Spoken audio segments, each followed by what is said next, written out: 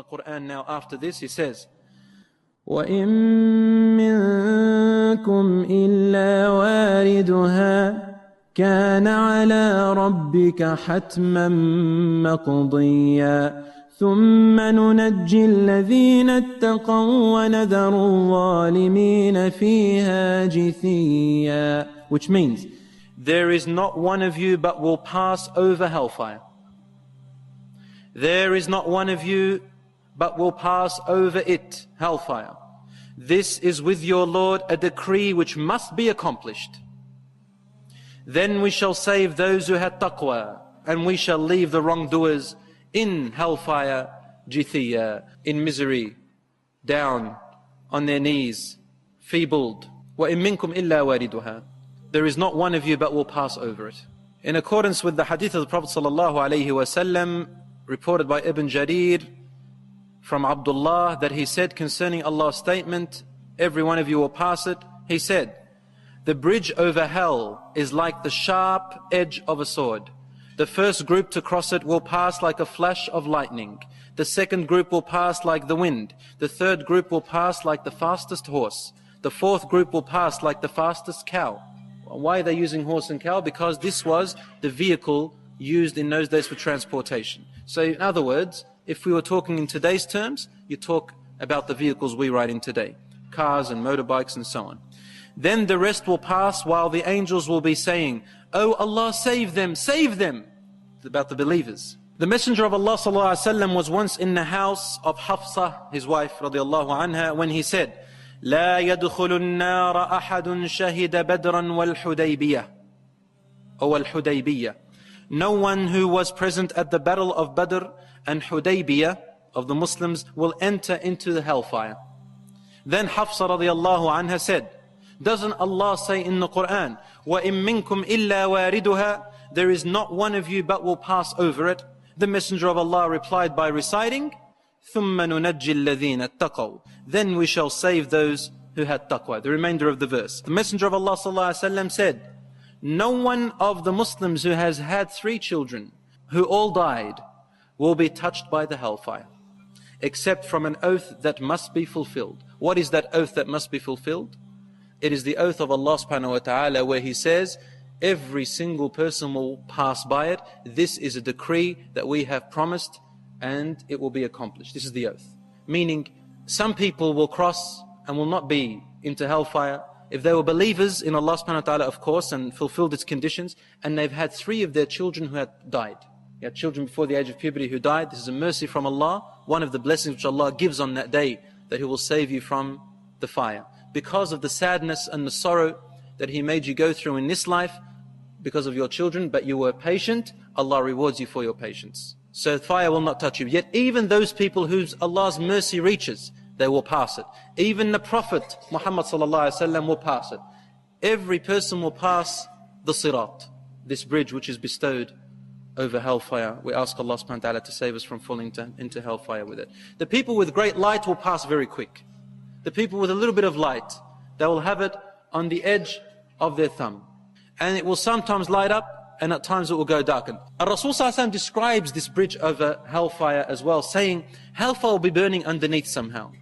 And it has claws that reach it, to try to grab people from there. It's hungry. It has a tongue which comes out as well. And it will scrape people. Some people will cross it, and they have been scraped by the claws of hellfire and burnt. Some of them will fall, and they will be saved later on. And some of them will fall, and they will never be saved. Now here, the disbelievers, when they come to pass it, it means that they will go onto the bridge, and then they will fall. They will not be saved. There will be people who are hypocrites. They used to say we're Muslim, but they weren't. And when they see the light on people among the Muslims who they used to know in this life, and find and discover how fast they're crossing, they plead to them. They will say to them, Unzuruna. This is in the Quran, in Surah Al-Hadid. Unzuruna. Please wait for us. Wait. We used to know you in the former life. In other verses it says, we used to know you. Unzuruna. Naqtabis min nurikum. Let us take a little bit of your light, just a little bit. Qila rji'u. Angels will scream at them. Go back.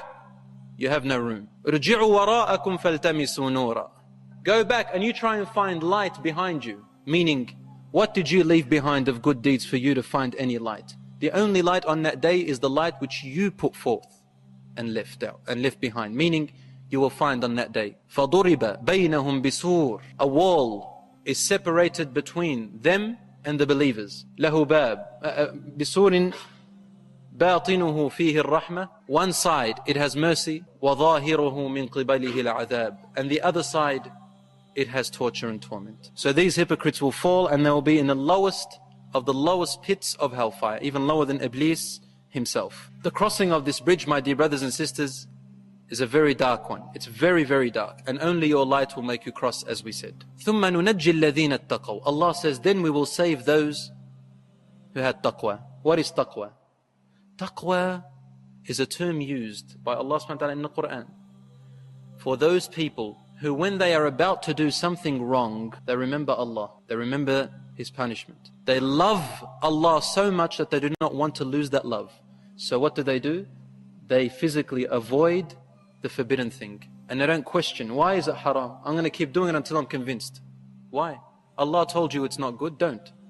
And it also means those who did the wrong, but then later on remembered Allah and repented, made tawbah. These are the people of taqwa. These are the people who will be saved when they cross.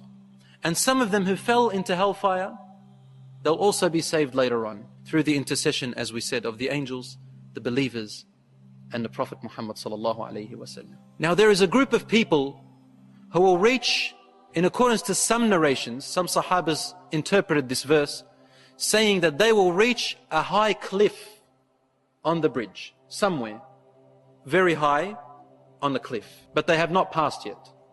And they will be stationed there. They can't go forward, and they are also not falling into hellfire. So they're saved from the fire, but they can't also go forward. They're right in the middle. Why are they on high cliffs? They said because they are called the A'raf. That's their name. They are called the A'raf. And in Arabic, Al-A'raf, when you refer to Urf, it generally means a peak, somewhere high. That's why they said they'll be somewhere high.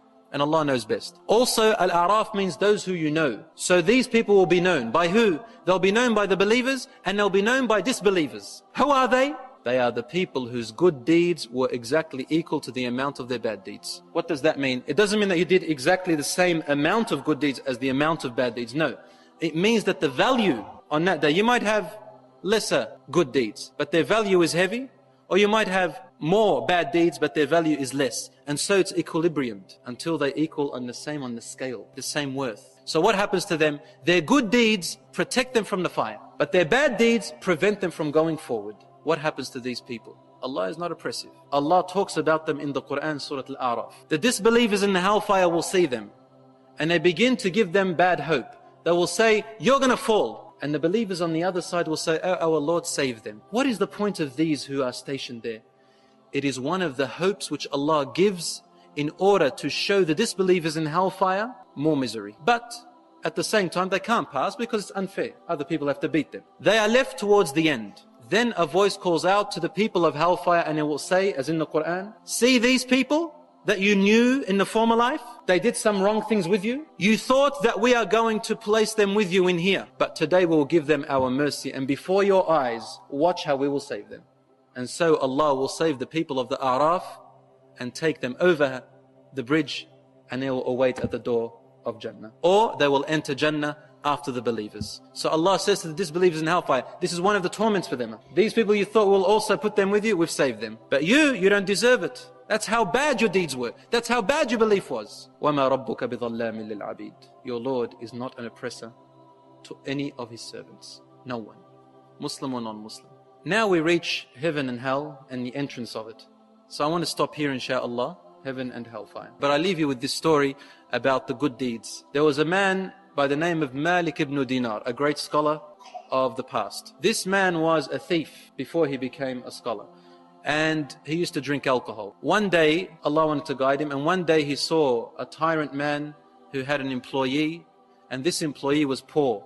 And the man would not give him his wage for the day. So he said to him, give him his wage, Malik ibn Dinar. He had some mercy.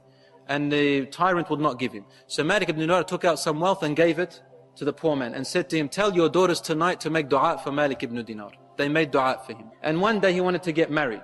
No one would give him their daughter because he was a thief and an alcoholic. So he bought a slave. There were slaves in those days. He bought a slave, freed her and married her. And then Allah gave him a daughter named Fatima. At the age of 5, his daughter died. He loved her so much and he was saddened for her loss. Time passed, and one day he saw a dream, as if the world had ended. And he saw in front of him the fire. And behind him there was a dragon chasing him. He said, I ran away from the dragon and I reached a cliff. And in that cliff I was about to jump, but there was hellfire. So I turned away and the dragon's behind me. He said, I ran and reached the ocean, the sand in the ocean. And there I saw a very old man. He couldn't even speak to me. So he pointed this way and said, go that way.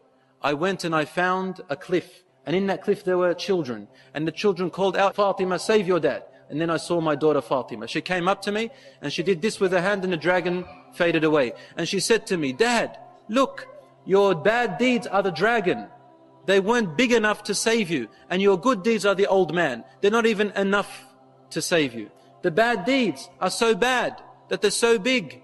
And your good deeds are so bad that they couldn't save you. And then she recited, ألم يأن للذين آمنوا أن تخشع قلوبهم لذكر الله وما نزل من الحق ولا يكونوا كالذين أوتوا الكتاب من قبل فطال عليهم الأمد فقست قلوبهم وكثير منهم فاسقون. Which means, is it not time for those who believe to turn to Allah subhanahu wa ta'ala before their hearts harden? Jazakumullahu khair. May Allah subhanahu wa ta'ala accept your deeds and ours.